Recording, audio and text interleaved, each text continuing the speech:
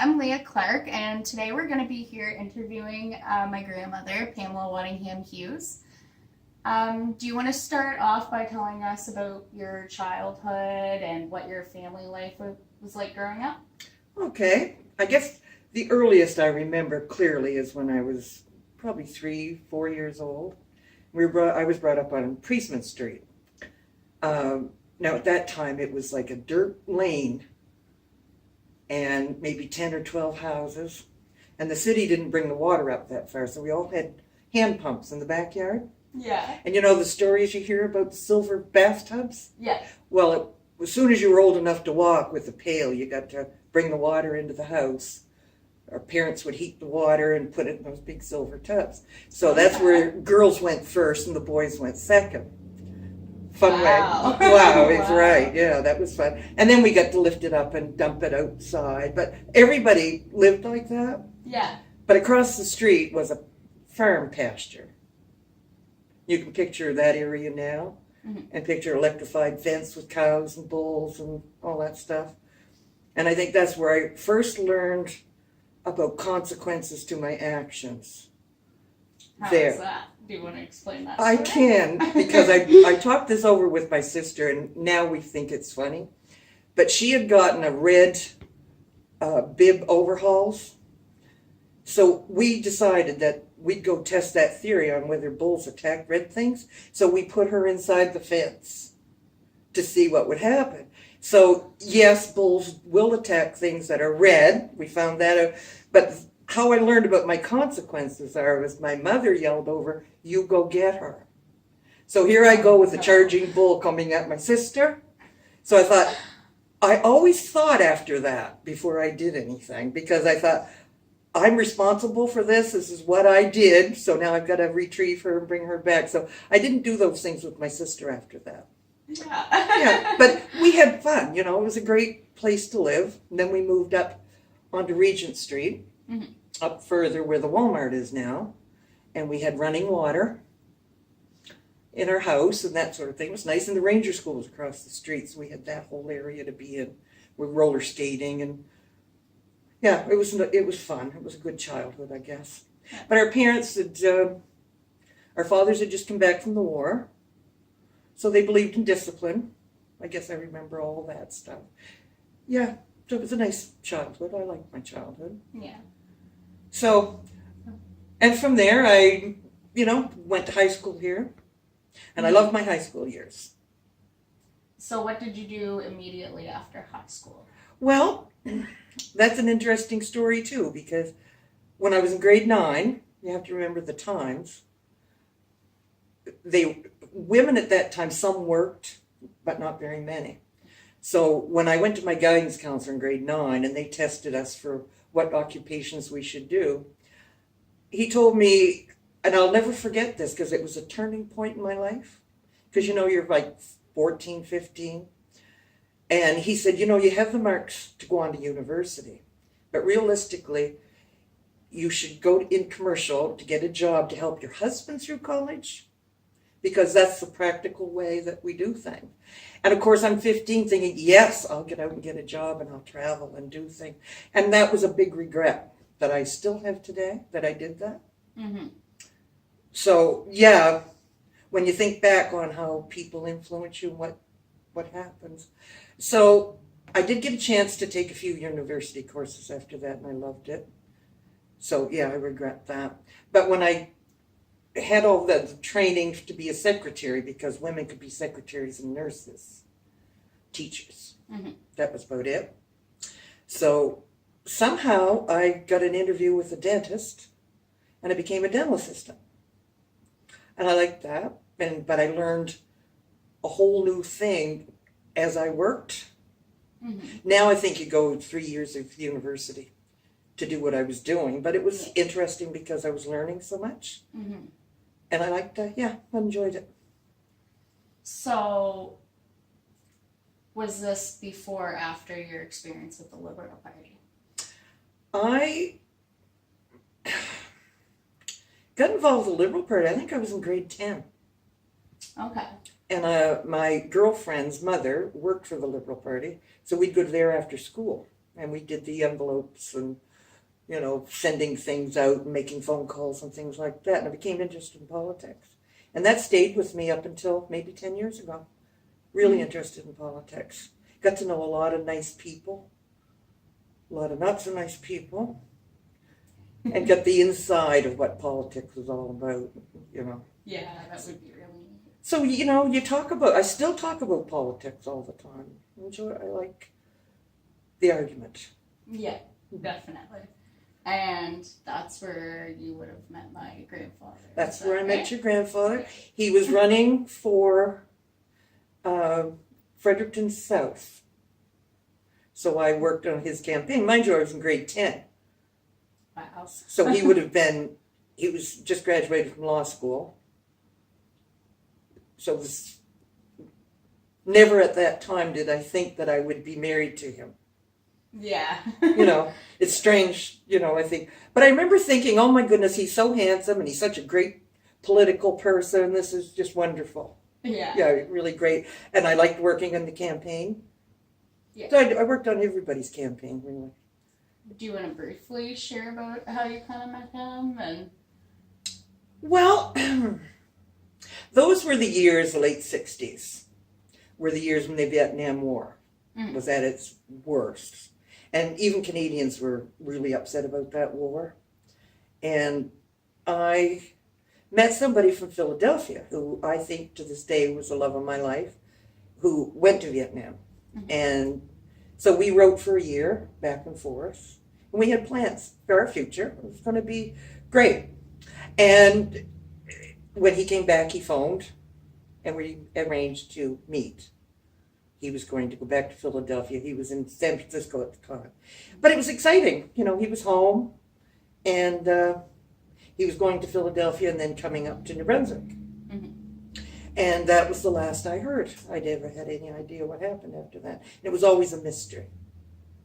But that was the days before cell phones or you could get a hold of people, whatever. So if you're going to phone somebody, you had to phone their home phone. yeah. So 3 or 4 months went by, and at that time, my mother introduced me to her guy that she picked out for me, which just happened to be the guy that I was working on his political campaign.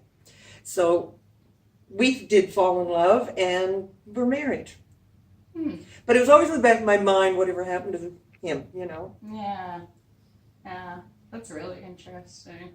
Well, it is, when I think back to the 60s and how women were finding their own way in life and sort of after I graduated and working thinking, we can do whatever we want. We don't have to be stuck with these things that people tell us that we can do. And that war, everybody was united in thinking this is wrong. You became a part of what was happening in history, And when I look back and think of the television coverage on the guy that I was interested in was a helicopter pilot, crash and rescue. So watching the news every night was different. Like we're all involved. We all knew people that were there and actually fighting that war. So I think that's why my generation today is so against war. Yeah. Because you're so close. Exactly. That you understand that people lose their lives. When my father would tell stories about World War II, it was like, oh, whatever, But then when you have your own war like that, you understand just how serious and devastating that is to be a part of. And it's hopefully, more close to home. Yeah. And I still have remembrances of those years, Yeah. Even being Canadian, it was huge. So I can't imagine how Americans were feeling sending their sons over there. Yeah. And now that when I have my own son, I can't imagine that. Oh no, yeah. It's nice to be in peaceful times for sure. It is, and it was an age of 16 back then. 16, my father went, he lied about his age and he was 16. And he was over there for the duration of the war. But his little thing about news too, he would tell us things about the war. And as we got older, he would tell us, not when we were young. But we were studying it in history class. And he would say, no, that's not what happened. That's not what happened. So I always think, oh, poor Dad. He doesn't understand. This is what the history book says. Different things he'd say about Churchill and Montgomery and different battles that took place. Mm-hmm. But since then, history has proved, of course, he was right. He was there. So yeah, he was right about different things, Yeah. So you also have to watch what you read and what you hear. Some isn't always true. Can't believe everything you hear. That's right, you can't. So I'm kind of interested. I want to hear your opinion on your experience, just kind of touching back on Grampy and all that. I'd kind of like your opinion on your experience in being like able to work and having like part-time jobs and being married to him and holding all these like dinners and having your own children and everything like that. I kind of get how that was for you. It was difficult. That was he was a lawyer and his father's the Chief Justice. So those are the days when women got dressed up in long dresses and beautiful jewelry and everything was perfect. And we'd go to cocktail parties and everything was wonderful. At home, it was hard they really didn't want you to work, but did. Mm-hmm. They were all products. Men of my generation were products of women that stayed home. Mm-hmm. So when we started working, it was like, that's okay, but 100% of the child rearing is yours. Looking after the home is yours. You have to entertain the way my mother did, and the meals should be like my mom who stayed home all day. So you always had this feeling of failure. And I think women still experience it today, although men have taken over and doing a lot more work with their children and being more parents than their fathers were. Yeah. As far my generation of men would never have changed a diaper or given a bottle or get up in the middle of the night or anything like that. Mm-hmm. So this is like when your father was doing that with you, I thought, where did he learn that? I don't think it was that he wanted to. Yeah. And I thought, that's nice. Yeah, it would have been a difficult time of integration then, I think. Well, it was kind of like our mothers, if they worked, it was part-time, but we wanted to work full-time. Mm-hmm. We wanted to have the law careers and the medical careers and all that going on. But it was hard to do it being married to that generation of men that expected you to do all of it. And I remember when I was selling real estate, it was 11 o'clock at night. And my boss turned around to me and she said, you know what we need? And I said, what's that, Alice? And she said, we need a wife. Because we have to go home and we have to do laundry and we have to straighten up our homes and get everything ready for tomorrow. And wouldn't it be nice to go home and have all that done and just have to go to bed and sleep? But you're up till 3 and 4 in the morning, you see, getting all these things accomplished so that you could get up at 7 in the morning and go to work and do the same thing over again. So you're tired. We were tired people. It's no wonder you functioned. I know. But you're younger. You have that energy. When I think about it now, no. Yeah. I wouldn't be able to do it tonight. Sure. Also, another question I had for you that I would like to pick your brain at, I guess, a bit, is how was your experience? Because I know that you were saying when you watched my dad doing all that stuff for me and it was kind of different for you to see, but it's been that change in society that you've kind of seen with him. Mm-hmm. And although I know he had to spend a lot of his time working and supporting me financially. Mm-hmm. So I'd like to get your opinion on how raising kids was for you the second time around with me. Well, and grandparenthood. Well, you know what? When you have your children and you're thinking about being a grandparent, we went to visit my grandmother once a week for dinner. And I didn't have that much. I respected and loved my grandmother because who she was, but I wasn't close to her. It wasn't You wouldn't ever expect her to bring me up or look after me or anything like that. So it was new. It was something new that this was what I was going to do. Mm-hmm. And because he was working all the time, and it was just easier for you to be here with me. The difference is bringing up your own children and bringing up your grandchildren is you have to do it differently. Because there's a whole generation apart. Especially like in your teenage years. You remember how I didn't have a clue what you people were all about. It was very strange to me. Where I knew what my kids were doing and their friends, it made sense. But when you're doing like like another generation apart, I'm like, wow, like this is so different from the way I brought my children up. Is what I had to change how I thought about things. I wanted to be strict, but I also had to think, okay, so I'm a grandparent. But also I couldn't, when you have your own children from birth, you form who they are in a way. Mm. So when you get this person arrive at 5 or 6 years old who's already formed, you have input from a mother and a father still, so you're not really, you don't have the say that you do with your own children. Yeah. But I noticed with you was the generation gap. But it kept me young, I think it did. Because, you have to be up in the morning and you have to get a child off to school and pick them up at school and do all that. And I think, well, yeah, it kept me younger. And you used to love that when people thought I was your mom. I used to laugh every time you'd say, guess how old she is. Well, I still do sometimes. You do still? Although I do look more like your grandmother than I did then. People still mistake you for my mom. Keep telling me that. On that topic, I'm curious as well. How do you find aging? How do I find aging? Yeah. How has your experience with it been, and is it any similar to what you would have expected being younger? It's not anything like I expected, but I'm surprised that I don't mind it. The worst part for me was turning 30, because I remember I went to bed when I turned 30. And I refused to get out of bed because somehow I associated that with being an adult.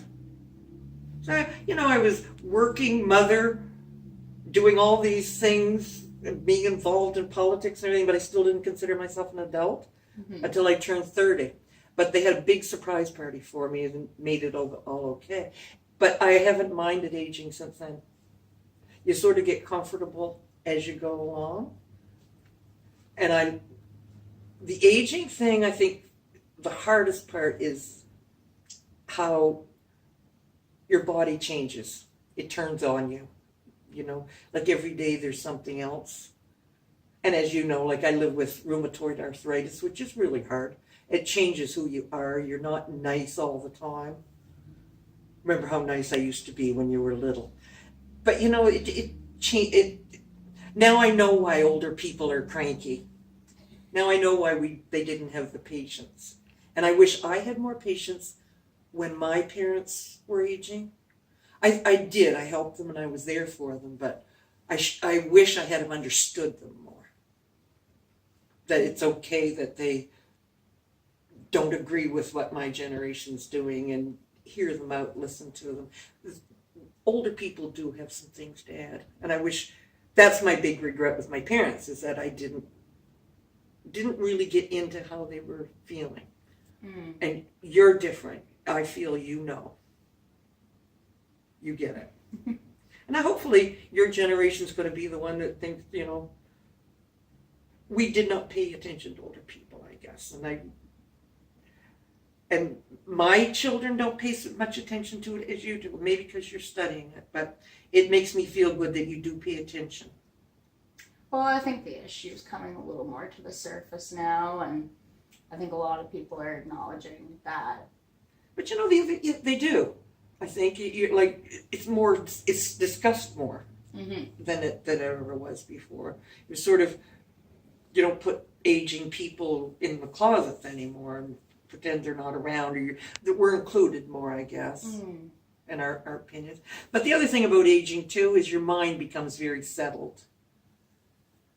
You know, this is, I found with me is that all the things that you thought were important, you realize aren't. You get more relaxed. Humble in a sense. In that, yeah, like things aren't as important anymore. Or your priorities change. And it feel that I like that part of aging. I feel my mind is more relaxed and at ease than it was when I was younger. I don't have anything to prove anymore. I've already done it. Where would you say like your priorities have shifted in that sense? Like my priorities have all shifted to people. I don't care about things anymore. In fact, I don't want things. Yeah, I guess I don't want things anymore. I don't want to travel. I don't want to do any of those things that were so important to me when I was younger. Like now I just sort of want to be around people. You know, when you get older, you get people around you that you like. You no longer have people around you that you don't like. You kind of get those weeded out.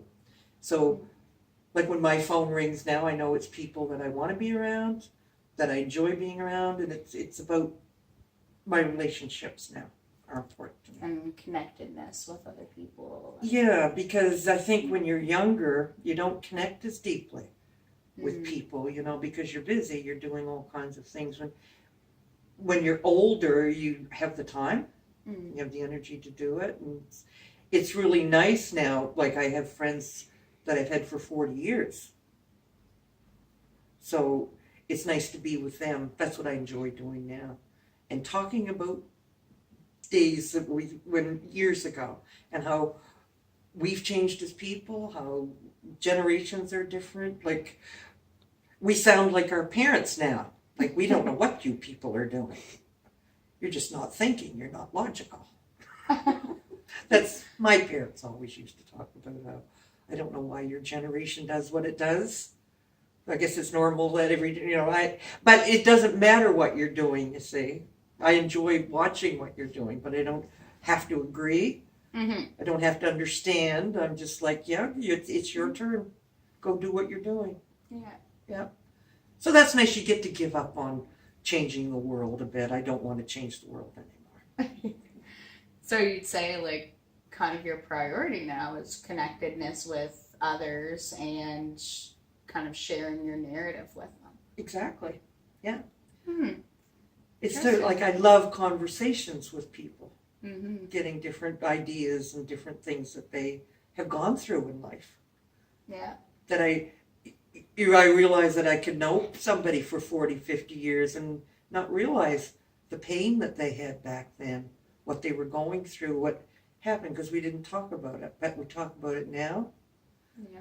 So it gives you a better understanding of why people do what they do and why they were doing what they were doing. You know, and it makes you think back on what your reaction was and how you could have reacted better to things. So now I'm more aware, even with strangers, that everybody's in pain now. Everybody has their pain, and to be careful with it, how you talk to people, how you relate to them, like strangers, like make sure that you're not that person that's going to make their day worse. Certainly. That's what I realize now at this age. It's about people. Yeah, definitely. You can either help them or hurt them. I always think be the one that helps them. Be the one that's nice to them. Maybe that only one person a day that's nice to them. Be that one. That's nice. Yeah, it is. It's I like that. Yeah, because you know everybody goes back to things they wish they had have done different, said different, wish they hadn't said or done. But you rationalize it and you think, well, I said that because, I did that because. But, you know, you can't do that anymore because you have a big impact on people.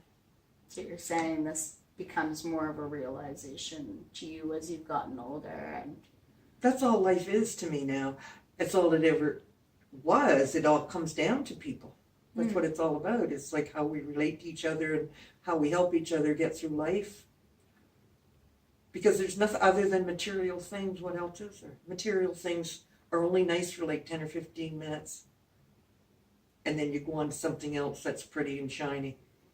But it all comes back to people. People are there for a lifetime, right? Mm-hmm. Yeah. Yep. All right, so one final question for you, Grammy. Mm-hmm. What is one thing that you know for sure? One thing I know for sure. You know, I don't know if there's anything that I know for sure.